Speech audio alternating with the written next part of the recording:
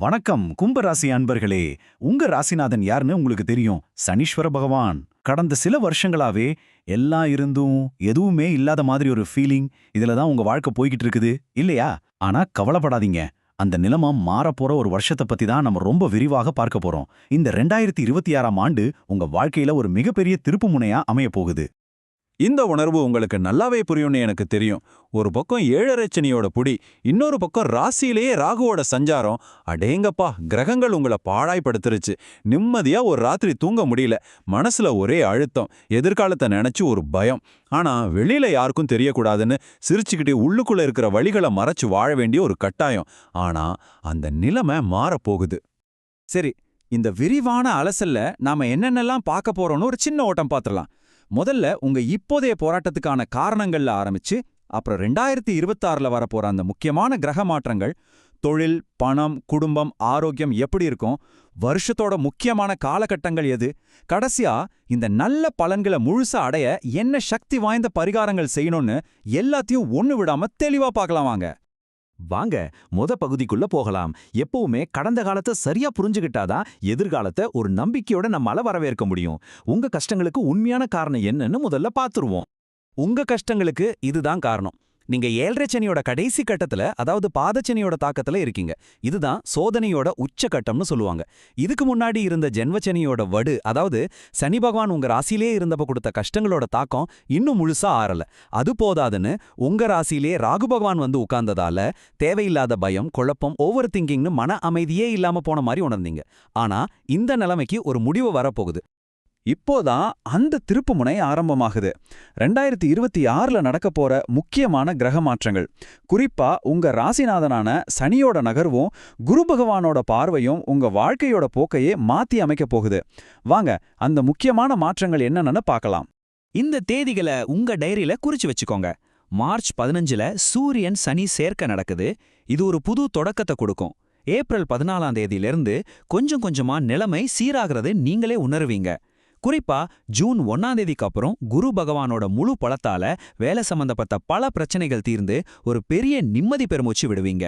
வருஷத்தோட கடைசி 2 மாசம், அதாவது நவம்பர் டிசம்பர், ஆரோக்கியம், பணம், சுபகாரியங்கள்னு எல்லாத்துக்கும் ரொம்ப ரொம்ப சிறந்த காலமா அமைய போகுது. இந்த 2026ஆம் வருஷத்தோட ஒட்டுமொத்த பலனையும் இந்த ஒரு பழமொழியில சுருக்கமா சொல்லிடலாம். பழம் நழுவி பாலில் விழும் அப்படின்னு என்ன தெரியுமா? நீங்க கொஞ்சம் கூட எதிர்பார்க்காத நேரத்துல பல வருஷமா நீங்க முயற்சி செஞ்சுக்கிட்டு இருந்த விஷயங்கள் தானாவே உங்க கைக்கு வந்து சேரும். அதுதான் இந்த வருஷத்தோட ஸ்பெஷாலிட்டியே. சரி, இப்போ எல்லாரும் ரொம்ப ஆவலா எதிர்பார்க்கிற ஒரு விஷயத்துக்கு வருவோம். தொழில் மற்றும் நிதிநிலை.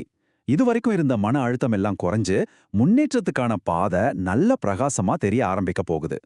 பண விஷயத்துல சில விஷயங்கள்ல ரொம்ப தெளிவா இருக்கணும். புதுசா வீடு வாங்க, வண்டி வாங்க, நிலத்துல முதலீடு பண்ண இது ரொம்ப நல்ல நேரம். ஆனா அதே சமயம் சினிமா எடுக்கிறது, அரசியல்ல பெரிய முதலீடு பண்றத மாதிரி ரொம்ப ரிஸ்க் அதிகமா இருக்கிற திட்டங்களை இப்போதைக்கு தொடவே வேண்டாம். ரொம்ப ரொம்ப முக்கியமான ஒரு விஷயம், யாருக்காகவும் ஜாமீன் கையெழுத்து போடாதீங்க. அப்புறம் நீங்க தான் மாட்டிக்கொள்வீங்க. தொழில் ரீதியா என்னென்ன நல்ல விஷயங்கள் நடக்க போகுதுன்னு பாருங்க. கவர்மெண்ட் வேலைக்கு முயற்சி பண்றவங்களுக்கு வெற்றி நிச்சயம். இப்போ இருக்கிற வேலையில ப்ரொமோஷன், சம்பள உயர்வு இதெல்லாம் எதிர்பார்க்கலாம். பிசினஸ் ஆரம்பிக்கவோ இல்ல விரிவுபடுத்தவோ லோன் அப்ளை பண்ணா ஈஸியா கிடைக்கும். ரொம்ப நாளா இழுத்துக்கிட்டு இருந்த சொத்து பிரச்சனை உங்களுக்கு சாதகமா முடியும். நண்பர்கள், மேலதிகாரிகள்னு எல்லாரோட சப்போர்ட்டும் உங்களை அடுத்த கட்டத்துக்கு கொண்டு போகும். அடுத்ததா நம்ம தனிப்பட்ட வாழ்க்கைக்கு வருவோம். காதல், ஆரோக்கியம், குடும்ப உறவுகள், வேலை, பணம் மட்டும் வாழ்க்கையில இல்லையா? இங்கேயும் நல்லிணக்கமும் சந்தோஷமும் புறக்க போகுது. குடும்பத்துல ஒரே கொண்டாட்டம் தான். கல்யாணத்துக்காக காத்துக்கிட்டு இருக்கிறவங்களுக்கு திடீர்னு நல்ல வர அமையும். கணவன் மனைவிக்குள்ள இருந்த சின்ன சின்ன சண்டைகள் எல்லாம் நீங்கி அந்நியோன்யம் அதிகமாகும். வீட்டுல சுப காரியங்கள் வரிசையா நடக்கும். பிரியங்களால பெருமை சேரும். உங்க அம்மாவோட உடல்நிலையிலயும் நல்ல முன்னேற்றம் உண்டாகும். ஆரோக்கியத்தை பொறுத்த வரைக்கும் 7.5 சனியோட தாக்கம் முழுசா விலகிற வரைக்கும் சில விஷயங்கள்ல நம்ம கொஞ்சம் கவனமா இருக்கணும். சனி பகவான் பொதுவா எலும்புகள், மூட்டுக்கள், நரம்பு மண்டலத்துக்கு அதிபதி. அதனால அது சம்பந்தப்பட்ட பிரச்சனைகள், குறிப்பா கழுத்து வலி, முதுகு வலி, அப்புறம் கொலஸ்ட்ரால் சம்பந்தப்பட்ட இதய பிரச்சனைகள் வராம பாத்துக்கணும். வருமுன் காப்பதே சிறந்தது இல்லையா? அதனால வருஷத்தோட ஆரம்பத்திலேயே ஒரு ஃபுல் பாடி செக்அப் செஞ்சுக்கிறது ரொம்ப ரொம்ப நல்லது.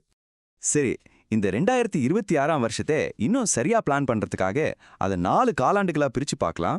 ஒவ்வொரு காலகட்டத்திலையும் என்ன எதிர்பார்க்கலான்னு இப்ப பார்ப்போம். இந்த அட்டவணைய கொஞ்சம் நல்லா கவனிங்க.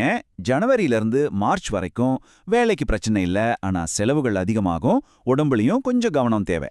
அடுத்ததா ஏப்ரல் மே மாசங்கள்ல ரொம்பவே ஜாக்கிரதையா இருக்கணும். தேவையில்லாத வாக்குவாதங்கள், பண விஷயத்துல ரிஸ்க் எடுக்கிறது இதெல்லாம் வேண்டவே வேண்டாம். கொஞ்சம் பொறுமையா இருக்க வேண்டிய நேரம் இது. இப்போ நல்ல செய்திக்கு வருவோம்.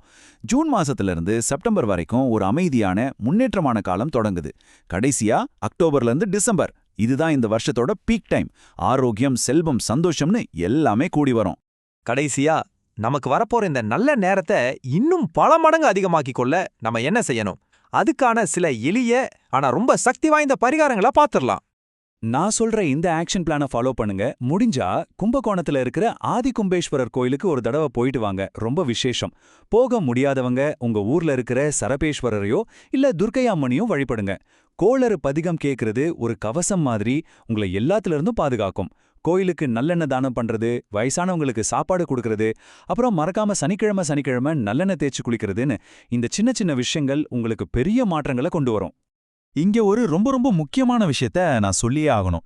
நிறைய பேர் ராகு காலத்துக்கும் சனிக்காகவும் எலுமிச்சம்பழத்துல விளக்கேத்துறதையும் ஒரு துணியில மூட்டையா கட்டி எரிக்கிறதையும் வழக்கமா வச்சிருக்கீங்க. சாஸ்திரப்படி பார்த்தா இது சரியான முறை கிடையாது. இது ஒரு கனியா அறுத்து பலி கொடுக்கறதுக்கு சமம்னு சொல்றாங்க. அதனால இந்த ரெண்டையும் தவிர்த்துட்டு சாதாரணமா ஒரு அகல் விளக்குல நல்லெண்ணெய் ஊத்தி தீபம் ஏத்துறதே ரொம்ப நல்லது. சுருக்கமா சொல்லணும்னா, இந்த 2026ஆம் வருஷம் உங்களை இத்தனை வருஷமா அழுத்திக்கிட்டு இருந்த மன அழுத்தத்திலிருந்து அமைதிக்கும், குழப்பங்கள்ல இருந்து ஒரு தெளிவான பாதைக்கும் அழைச்சிட்டு போக போற ஒரு அற்புதமான வருஷமா அமைய போகுது. உங்க கஷ்டகாலம் எல்லாம் முடிய போகுது. ஒரு புது அத்தியாயம் ஆரம்பிக்க போகுது.